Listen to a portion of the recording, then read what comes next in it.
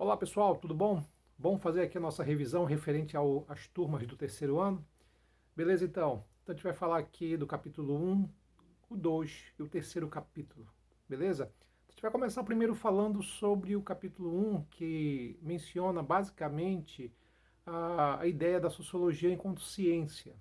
Ela surge como uma forma de explicar mudanças e transformações e crises sociais que estavam ocorrendo na modernidade. Então, a sociologia ela é uma ciência da modernidade. Ela não se interessa muito pelas sociedades antigas e feudais.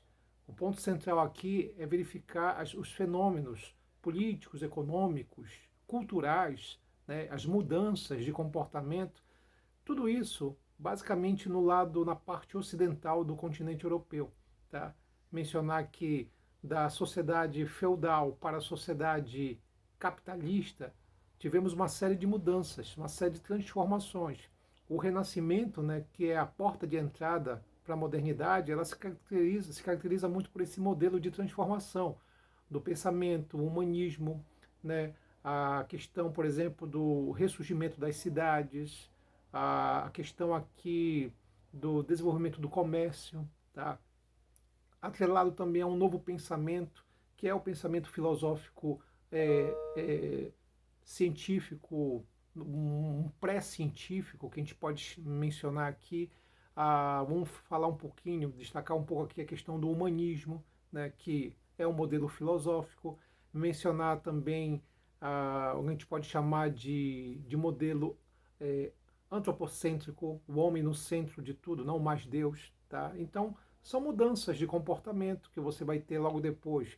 A Reforma Protestante, logo depois teremos o que? No século XVII, a Revolução Científica, século XVIII, Revolução Industrial, tá? E a Revolução Francesa.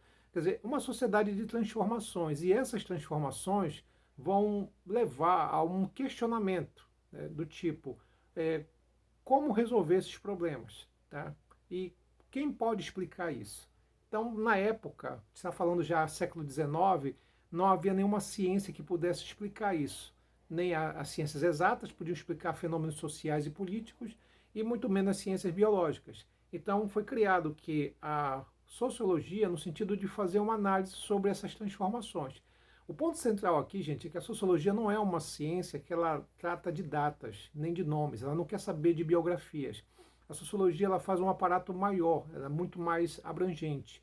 Ela usa a história, ela usa os referenciais históricos, né, mas ela vai além. Então ela não quer saber quem foi Dom Pedro I, ela não quer saber quem foi Napoleão Bonaparte, porque a sociologia entende que as pessoas são resultado de um meio. Então, o nosso comportamento, a maneira como a gente vive no meio social, na verdade, são coisas criadas não propriamente por nós, e não é a minha personalidade, é uma coisa do meio. Quer dizer, então somos resultado de um meio. É você analisar as particularidades e a partir dessa particularidade abranger. Então, se eu tenho um tipo de comportamento, se eu tenho um hábito que, pela maneira de vestir, pela maneira de falar, na verdade, isso é o que? Uma característica da sociedade como um todo. É mais ou menos assim, é nesse aspecto. Então pensar que a história ela quer saber das datas, dos nomes, dos locais, e a sociologia não faz muito isso. Tá? Então, por exemplo, duas revoluções, a Revolução Gloriosa na Inglaterra e a Revolução Francesa, para um historiador, são revoluções que ocorreram em datas diferentes, com pessoas diferentes e em países diferentes. A sociologia não vê dessa maneira. A sociologia olha para as duas e verifica assim, tenta verificar assim, o que existe de comum entre as duas. Tá? Bom, o que existe de comum entre as duas são revoluções sociais patrocinadas pela burguesia, aonde o antigo regime cai. Pronto, é isso. Então a sociologia ela tenta fazer mais a ideia das relações nesse aspecto, tá? Então é um ponto central. Ao mesmo tempo, a sociologia ela não tem um caráter filosófico. A filosofia ela tem muito um sentido dedutivo, deduzir as coisas. E a sociologia ela é mais prática, tá? Então é uma ciência da sociedade. Né? Inclusive ela vai inaugurar o que a gente chama hoje de ciências humanas, tá? Lá no século XIX, criado por um filósofo chamado Augusto Comte. Só lembrar uma coisa aqui, o Augusto Comte ele vai pegar os métodos da matemática, da física e vai criar o que é chamado de física social, quer dizer, uma ciência da sociedade com parâmetros e com modelos das ciências exatas. Aí não dá, né? A sociologia, no seu início, ela era praticamente uma espécie de uma cópia da física, da matemática. Tanto é que o nome dela era física social, e só depois virou sociologia. Tá? Os modelos eram muito mais analisados a princípios matemáticos. E só depois ficou uma coisa ligada ao que a gente chama hoje de ciências humanas. Outra coisa, gente, é que o Augusto Comte, o filósofo francês, ele vai analisar a sociedade a partir de um modelo da evolução, da evolução humana. Né? Ele vai criar uma tese chamada Lei dos Três Estágios, ou Estados, que é uma ideia de que a sociedade vai passando por estágios de evolução. Né? Que assim como nós temos as nossas fases, né? Infância, adolescência e fase adulta, existiria a fase da sociedade humana, da história da humanidade, né? O que seria chamado de teológico, onde as coisas seriam explicadas pela religião, metafísico, onde as coisas seriam explicadas a partir da filosofia e da religião, tá? E o positivo, que é um período que tem a ver com o que a gente está vivendo hoje, a modernidade, onde as coisas seriam explicadas como um referencial à ciência. Então ele chama isso de lei dos três estágios, ou estados. Tá? Outra tese que ele vai falar, gente, é sobre o positivismo. O positivismo é uma doutrina filosófica e científica, criada pelo Augusto Comte, né, no sentido de, por exemplo, dar respostas sobre algumas situações que estavam ocorrendo na sociedade. Por exemplo, o positivismo ele é uma espécie de antimarxismo. O positivismo, desculpa, é uma doutrina que ela parte muito da ideia de bater de frente às ideias marxistas e comunistas. Tanto é que o positivismo é contra as revoluções sociais.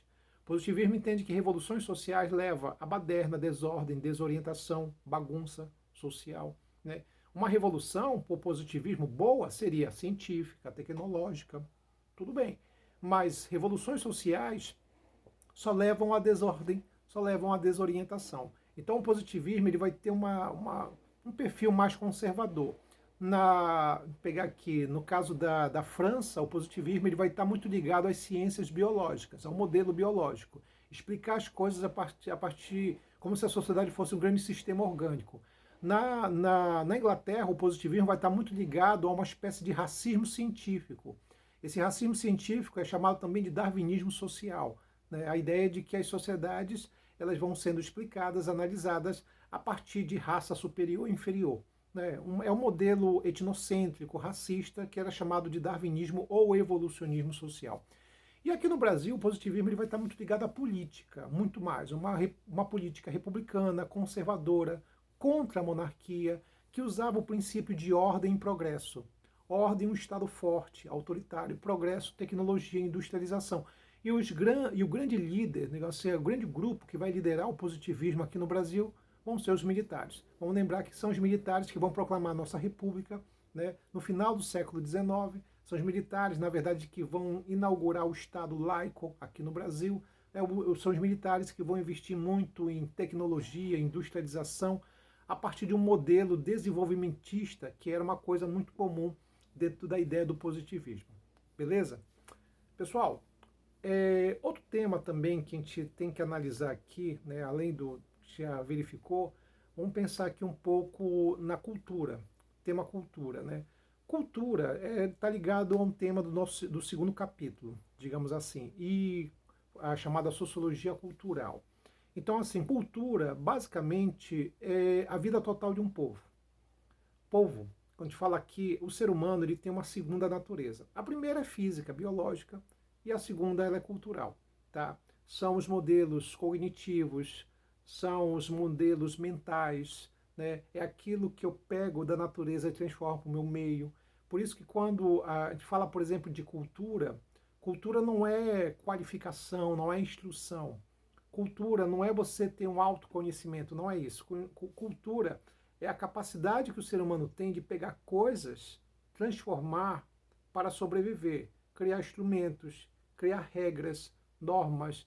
Veja que os outros animais, eles têm uma capacidade física, biológica mais desenvolvida, né? Tem um instinto mais apurado, uma audição mais desenvolvida, uma visão bem melhor do que a nossa. Entretanto, o nosso corpo é frágil, nós seres humanos. E o nosso foco, que é o que difere dos outros animais, é o modelo da cultura, o modelo cognitivo, né? A questão de nós não termos garras nem dentes afiados, mas a gente poder reproduzir tudo isso através do que? Do meu poder cognitivo, através do que? Da minha inteligência, a minha habilidade de criar instrumentos, de criar máquinas em que eu possa, por exemplo, correr mais rápido que um leopardo, que eu possa ter a força de 4 elefantes, e assim vai. Então tu vai perceber, na verdade, que cultura é uma segunda natureza, tá? Que o ser humano que nós temos. Tá? Então é pensar que os outros animais eles são muito ligados aos instintos. A ideia do instinto é muito forte neles. Enquanto em nós existe muito mais a questão do simbolismo, a representação, tá? A linguagem, tá? Uma cultura material, que é pegar coisas da natureza e trazer para o teu meio, tá? Transformar a natureza a partir de uma ideia, de um modelo, tá? Criatividade. Uma cultura que ela pode ser material, ela pode ser imaterial, são regras, normas, valores, comportamentos, tá? A cultura, na verdade, ela foi criada, na verdade ela foi estudada mesmo por uma ciência chamada antropologia. E a antropologia é uma ciência que ela vai ser dividida em 2 modelos, que é o que eu vou pedir na prova. O etnocentrismo, que é aquela visão mais fechada, é você viver em bolhas e você entender que o seu mundo é o melhor. E qualquer um que está fora desse mundo é um ser abominável, é um ser estranho. Né? O etnocentrismo é que vai dar origem à homofobia, por exemplo, ao racismo, ao sexismo e tantos outros ismos ligados ao preconceito. Tá? Então o etnocentrismo está ligado que aquela frase do Jean Paul Sartre, o filósofo francês, o inferno são os outros. Né? Você não olha para a sua cultura como estranha, somente para a dos outros. E o outro conceito também é o relativismo cultural. Relativismo, o próprio nome está falando relativizar. Quando se fala em relativizar, é você não julgar, é você respeitar a cultura do outro. Tá? Relativizar as coisas não é você discriminar os indivíduos, mas entender os indivíduos, compreender os indivíduos. Né? Então nós temos a ideia de relativismo. É o que a gente pode chamar talvez um pouco de empatia, mas o termo correto é alteridade. Tá? Então, gente, ligado à cultura, entender que a cultura ela é universal. Né? Todas as sociedades possuem cultura, todas as sociedades humanas. Tá? É verificar que existe a ideia da assimilação, as culturas, é a ideia de que uma cultura assimila o hábito da outra. Né? Quando as culturas entram em contato uma com as outras, há o processo de assimilação. E essa assimilação leva à apropriação cultural. Você vai perceber que quando existe o contato, começa a existir uma apropriação. Por exemplo, a macarronada italiana, ela na verdade é chinesa. O hambúrguer norte-americano, na verdade, é o quê? É alemão. O carnaval brasileiro, na verdade, foi criado na Roma Antiga. Então, as culturas, quando elas entram em contato, elas começam a assimilar hábitos de outras e se apropriar. Então você tem a ideia da assimilação. Tá? Nós temos a ideia da cultura popular. A cultura popular é uma cultura simples, pequena, é uma cultura muito ligada ao espaço rural, tem a ver com tradições, tem a ver com folclore. Tá? É chamado de cultura, cultura oral, porque ela é passada de pai para filho, é uma coisa oral mesmo, passando assim através de histórias, de contos. Existe uma cultura popular nova, né, um conceito novo chamado de cultura periférica, tá? Ou cultura popular periférica, que é justamente aquela cultura ligada à periferia, ao espaço urbano, né? Os guetos. E frequentemente o que é produzido ali acaba sendo muitas vezes marginalizado, visto de uma maneira ruim. Porque como as pessoas podem ser discriminadas por morar num gueto, numa área periférica, a produção dela também pode ser discriminada. Tá? Então, o funk, o rap, o hip hop, o rock and roll, o samba, foram modelos o que de uma cultura periférica, de uma cultura, digamos assim, da periferia, né? Que é uma cultura popular, só que é uma cultura popular urbana. Tá? Vamos pensar também na subcultura, que são culturas menores no interior de uma cultura maior. Tu tem uma cultura grande, ampla, e existe aquelas bolhas, grupos pequenos, tribos de jovens que têm hábitos, costumes muito próprio deles, tá? É chamado de subcultura. Existe a contracultura. A contracultura são grupos pequenos também, só que eles batem de frente, eles criticam o status quo, eles criticam a sociedade maior, eles são mais politizados, organizados. E aí você pode incluir o movimento hippie, feminista, movimento negro, movimento gay no passado, hoje LGBT, tá? Você vai ter, na verdade, diversos tribos de jovens, como os punks, que faziam críticas à sociedade. Então, isso é uma subcultura, porque é um grupo que bate de frente a uma cultura maior, tá? Quer dizer, eles podem ser da contracultura e podem ser da subcultura também. Então, existe essa situação. Mas entender que subculturas são grupos pequenos e contracultura são grupos pequenos, mas que criticam a sociedade maior, né, de uma maneira mais politizada, movimento feminista, movimento negro, né, os diversos movimentos sociais e tribos de jovens também, tá? Bom, além disso, nós temos o conceito de traços culturais. Traços culturais são os elementos mais simples de uma cultura, é a unidade de uma cultura, é o que representa uma cultura. Então você tem um traço cultural, você tem um complexo cultural, que é um conjunto de traços culturais, conjuntos, né? Vários elementos num único local. Tu tem a área cultural, que é onde se manifesta o complexo. Então, eu tenho a bola, é um traço cultural. O que é o conjunto de um universo futebolístico, uma partida de futebol, é o complexo cultural. E o que seria a área? Seria basicamente o que? O campo de futebol, o estádio. Pronto. Padrão cultural. Padrão cultural, basicamente, o que? É um comportamento visto como normal naquela sociedade. Por isso que o nome é padrão. Algo padrão é algo normal, básico, né? É uma coisa que é normal numa sociedade, mas para uma outra pode ser estranho, né? Então, tu vai perceber, na verdade, que os padrões, eles podem verificar. Então, tu tem sociedades, por exemplo, onde, sociedade muçulmana, onde o homem pode casar até com 4 ou 7 mulheres. Na nossa sociedade, o modelo não é esse, né? A ideia de você casar apenas com um parceiro. Então, são padrões culturais diferentes, tá? Podem ser estranhos para quem olha de fora, mas é um modelo que é chamado de padrão cultural. Pessoal, finalmente, religião, Estado e sociedade. Tá? A religião, ela é um modelo cultural. Tá? Ela faz parte da cultura. Tá? E tanto é que uma coisa que vai proporcionar o desenvolvimento da religião é a chamada revolução cognitiva, tá? Que é um período no passado, está falando de entre 70 mil a 30 mil anos atrás, né?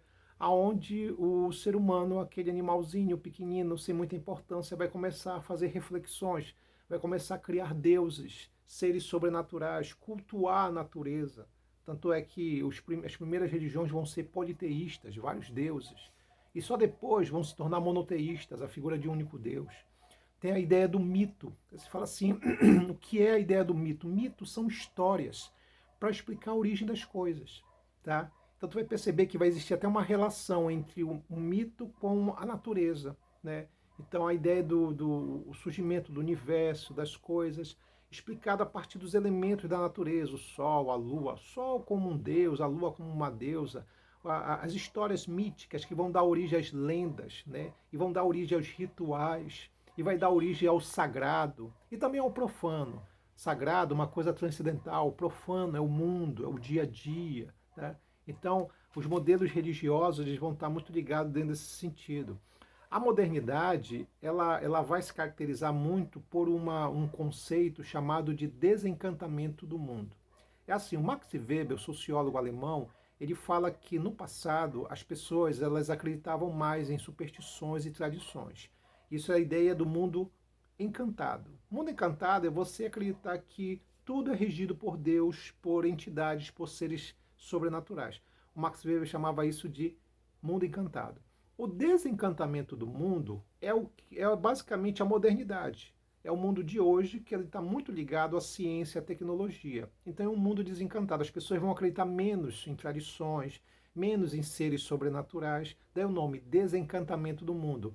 O exemplo maior desse processo é o surgimento da ciência, dos modelos tecnológicos, e você vai ter também algumas expressões como a secularização. Secularização é o mesmo que modernidade. Mundo secular é o mundo moderno. Tá? Então, a modernidade ela vai liquidando com o encantamento do mundo e cria um modelo desencantado. Então Max Weber ele vai dizer o seguinte, olha, a tendência é as religiões acabarem. Só que ele comete um erro. Por quê? Porque em meados do século XX você vai ter o que? O retorno das religiões com força total. Quer dizer, as religiões tradicionais, as grandes, elas vão aos poucos vão sendo aos poucos sendo substituídas por religiões um pouco menores. Então, por exemplo, do protestantismo vão surgir várias igrejas evangélicas, que aqui no Brasil são mais de 2.000. A ideia, por exemplo, de religiões que antigamente eram muito discriminadas e que aqui no Brasil vai ter uma ascensão, como religiões como candomblé, umbanda, matriz africana, religiões, o espiritismo catecista, que é uma religião que surgiu lá na França, que aqui é o maior número de adeptos, tá? Então a religião ela vai ganhando força aqui do Brasil, ela vai tendo uma outra perspectiva, quer dizer, os modelos religiosos vão ganhando uma força muito grande, que é o que a gente vê hoje em dia. E talvez um dos maiores exemplos disso é o fundamentalismo religioso.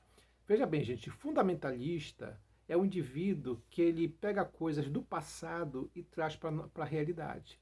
Fundamentalista é um indivíduo que lê as antigas escrituras ao pé da letra, literalmente.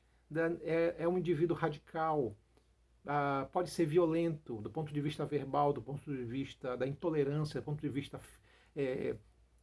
vista físico, da violência física, tá? Então a gente vê, por exemplo, fundamentalistas como fundamentalismo islâmico, os homens-bombas, fundamentalismo cristão, tá? Que o maior foco que existe está nos Estados Unidos. Aqui no Brasil a gente tem muito fundamentalista cristão, que são pessoas que usam discurso de ódio contra as outras religiões, né? Principalmente as de matrizes africanas. Então o fundamentalismo religioso ele é um fenômeno hoje muito forte, tá? E está distribuído nesses modelos, no fundamentalismo islâmico e o fundamentalismo cristão. E se caracteriza muito pela ideia de trazer o passado para o presente. Quer dizer, a ideia de que o presente agora ele deve ser constituído pelos modelos do passado, pelas tradições. A ideia de resgatar o encantamento do mundo seria mais ou menos essa ideia. Esse é o modelo a ser destacado. Beleza? Bom, pessoal, foi isso. Espero ter ajudado vocês nessa empreitada. Tá bom? É isso, pessoal. Até mais. Boa prova.